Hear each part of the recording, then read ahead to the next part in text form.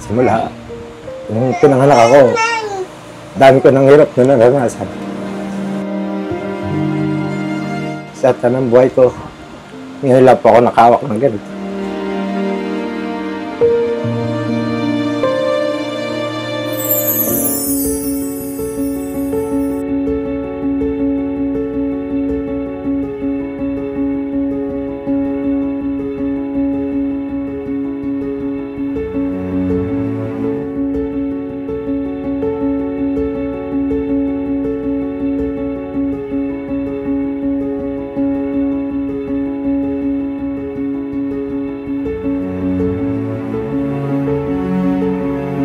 Tao po, pinadala po kami ni Senator Raffy Tulfo.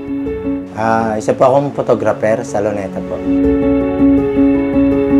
Nagsimula po ako ng 1992. Sir, gaano kahirap po yung pagiging isang photographer sa Luneta Park? Minsan po, nararanasan po ako na hindi pa ako kumikita. Tapos pupunta ka ron, pamasahe lang ang dala. Wala ka pagtangalian. Yung buhay ko halos konti lang po yung pahinga ko.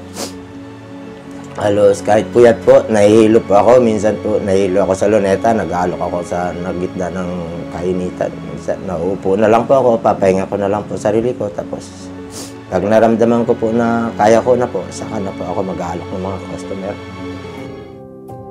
Trato po kayo, ma'am. 50 lang po, 1 shot, 2 copies po. Ngayon nyo rin makakuha. 10 minutes lang po. Hard copy na siya, ma'am.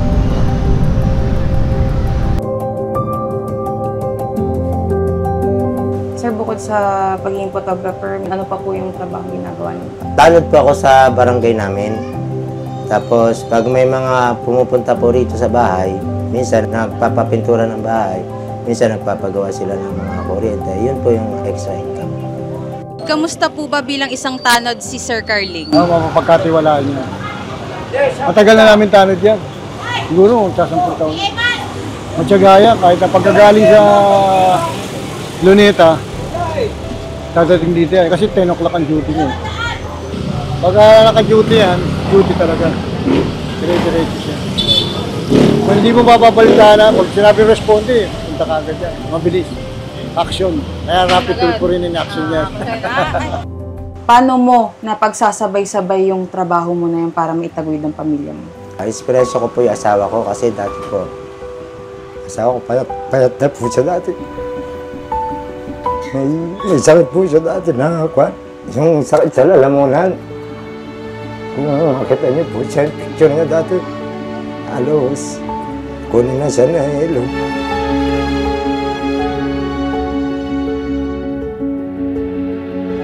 Hingi po ako ng tulong sa mga kamag-anak ko at saka mga kapatid ko para mapag-amot ko lang siya. Nakuha naman po sa gamutan yung goiter niya na toxic. Ngayon medyo gumaling na siya tapos ngayon medyo naayos na po yung pangatawan niya. Kaya tinanim ko po sa isip ko na ingatan ko na asawa ko lalo na po naisakit po siya sa puso. Kahit mahirapan po ako sa pagtatrabaho.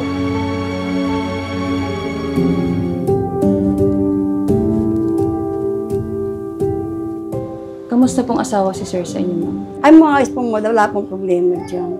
Tutuwa naman ako, tapos nakikita ko talagang mahal ako ng asawa ko.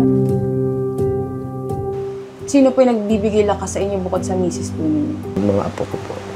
Tumatawag sila sa akin po, tapos yung pagtawag nila parang nawawala po yung pagod ko. Tapos Masaya ako pag nakakausap ko yung mga apo ko. Tapos mas gusto ko pa nga po na malaki po yung bahay ko para sama-sama kami lahat. Kaso nangungupahan lang po ako. Hirap po ng buhay. Nabanggit niyo rin po na pinaka-problema niyo yung apo ninyo. Yung apo ko po, nabangga po siya ng October 7 sa May Kawayan po. Ngayon, mayroon po siyang kayod po dito at saka tahi po dito sa hita na ginagamot po hanggang ngayon. Dito po, ang pasa niya, wakwak po siya dito.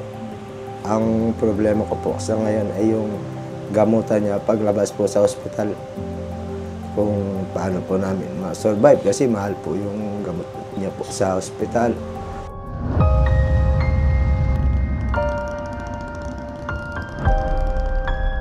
Tanungin ko lang din po, ano pong wish ninyo sa darating na Pasko?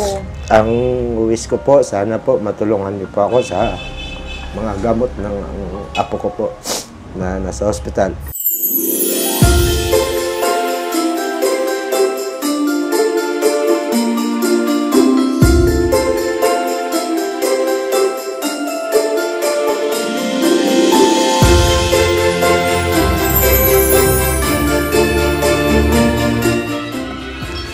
Merry Christmas! Ay, thank you po, thank you. Sir, pinadala po ni Senator Raffy Tulfo po ito. May pampasko na po. Thank you po. Sige, sir.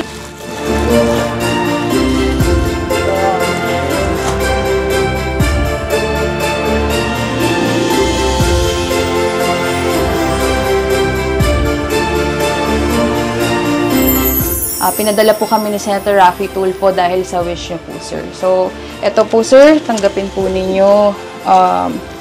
Ito po ay 50,000 po galing kay Senator Raffy Tulfo, sir, para sa apo po ninyo. 1, 2, 3, 4, 48, 49, 50. Sa tanang buhay ko, ngayon po ako nakawak ng ganito. Simula, nung pinanganak ako, dami ko ng hirap na naranasan.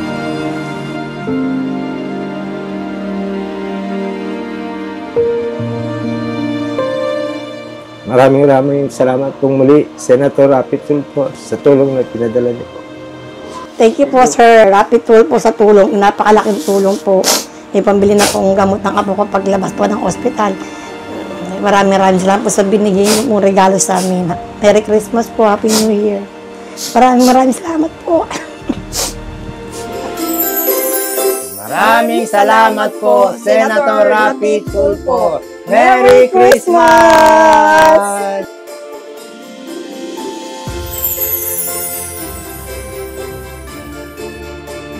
Merry Christmas!